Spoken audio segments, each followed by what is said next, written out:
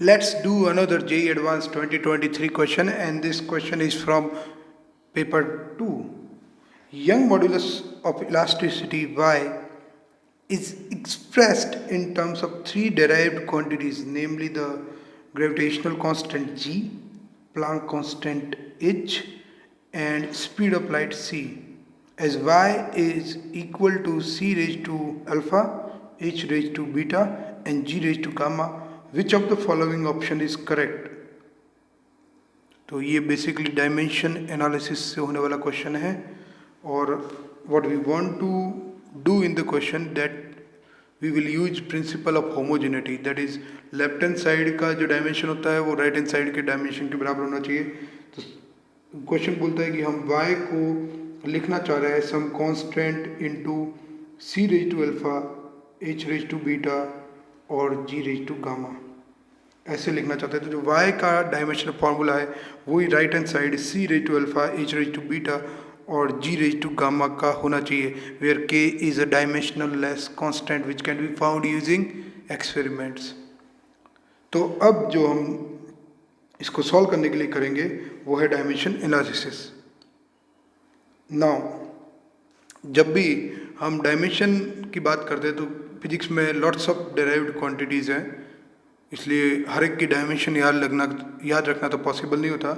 लेकिन जो 3 basic dimension है जो मैं रिकमेंड करता हूँ कि तुमको बाय हार्ट होनी चाहिए, उसमें जो फर्स्ट है वो है सबसे सिंपल चार्ज का dimension formula, and that is 80. और जो सेकंड है जो कि इस क्वेश्चन में यूज नहीं आएगा, सेकंड है फोर्स का डायमेंशन फार्मूला, वो है m1 L1 T-2. और थर्ड है जो कि बहुत इजीली निकल सकता है फोर्स से, वो है एनर्जी या वर्क का dimension formula, and that is m1 L2 T-2. Energy का dimension formula that is work का डायमेंशन फार्मूला फोर्स की हेल्प से बहुत इजीली निकल सकता है. स्टिल हमारे ये टिप होना चाहिए ताकि कभी भी इसकी ज़रूरत पड़े तो हमको सीधा याद हो, निकालने की कोई ज़रूरत भी नहीं पड़े, इवन माइंड में थिंक भी नहीं करना पड़े हमको. यहाँ पे young modulus that is stress upon strain. अब स्ट्रेन की तो कोई डायमेंशन होती नहीं है, तो स्ट्रेस का डायमेंशन ही यहाँ काम आएगा, that is the force upon area.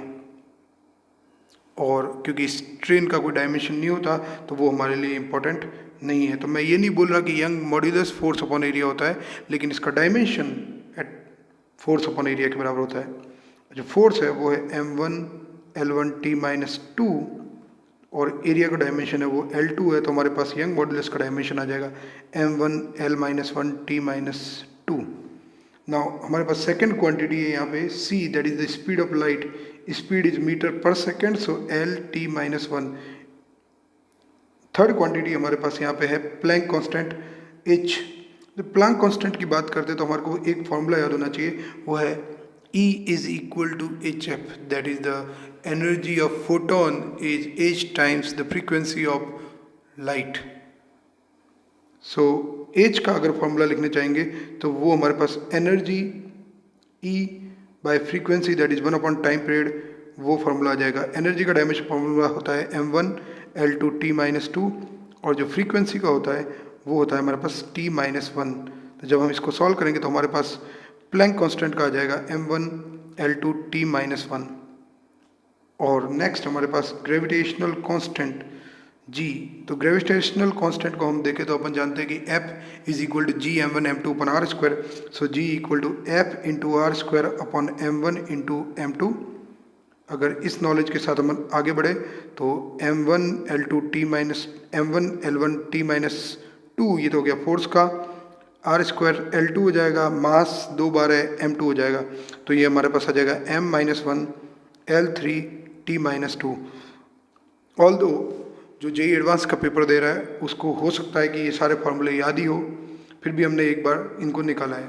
So now left hand side जो कि यंग मॉड्यूलस है उसका अगर हम डायमेंशन फार्मूला देखें तो हमने निकाल चुके हैं, वो है m1 L-1 T-2. और राइट हैंड साइड जो हमारे पास है उसमें सबसे पहले c है L-T-1 और उसका जो पावर है अल्फा है, h है m1 L2 T-1 और उसका जो पावर है बीटा है, और हमारे पास g है m-1 L3t-2 उसका पावर गामा है। अगर इसको सॉल्व करें और हर एक का डायमेंशन कंपेयर करें, पहले थोड़ा सॉल्व कर लेते हैं। m1 L-1t-2 is equal to m तो यहाँ है ही नहीं, तो m की पावर बीटा m की पावर माइनस गामा मल्टीप्लाई में m की power beta minus gamma. Now L raise to alpha plus 2 beta plus 3 gamma और t raise to minus alpha minus beta और माइनस 2 गामा। नाउ अगर हम दोनों तरफ की डायमेंशन को कंपेयर करें तो हमारे पास एक आता है beta minus gamma is equal to 1, alpha plus 2 beta plus 3 gamma is equal to minus 1 and minus alpha minus beta minus 2 gamma is equal to minus 2। जब हमारे पास लीनियर इक्वेशन आ जाए और ज़्यादा आ जाए तो हमारा माइंड फास्ट काम करना चाहिए, वरना इनको अगर कंप्लीटली सॉल्व करते रहे प्रॉपर तरीके से सब्सटीट्यूट कर करके तो टाइम लग जाएगा। हम देखते हैं लास्ट दो इक्वेशन को अपन अगर जोड़ दें यहाँ पे तो हमारे पास आता है beta plus gamma equal to minus 3, और फर्स्ट और लास्ट इक्वेशन को अपन बहुत इजीली सॉल्व कर सकते हैं। तो beta minus gamma equal to 1, beta plus gamma equal to minus 3, इनको भी अगर ऐड कर दे तो 2 beta is equal to minus 2, beta equal to minus 1, beta equal to minus 1 अगर हम लगाए इक्वेशन नंबर 1 में यहाँ पे हमारे पास, तो हमारे पास आ जाएगा gamma is equal to minus 2। और अगर गामा माइनस 2 हो गया और ये दोनों वैल्यू हम इस इक्वेशन में पुट कर दे तो हमारे पास आता है alpha minus 2 minus 6 is equal to minus 1. This implies alpha is equal to 7. So alpha equal to 7, beta equal to minus 1 और gamma equal to minus 2। इस आंसर के साथ अगर ऑप्शंस को देखें तो हम सीधा ऑप्शन नंबर ए पे टिक लगाएंगे। ऑल दो वीडियो लंबा हो गया, लेकिन अगर हम इस क्वेश्चन को करें बजाय कि समझाने के, अगर हम करें तो हार्डली ये 3 मिनट लेगा। Thank you. Please like, subscribe and share the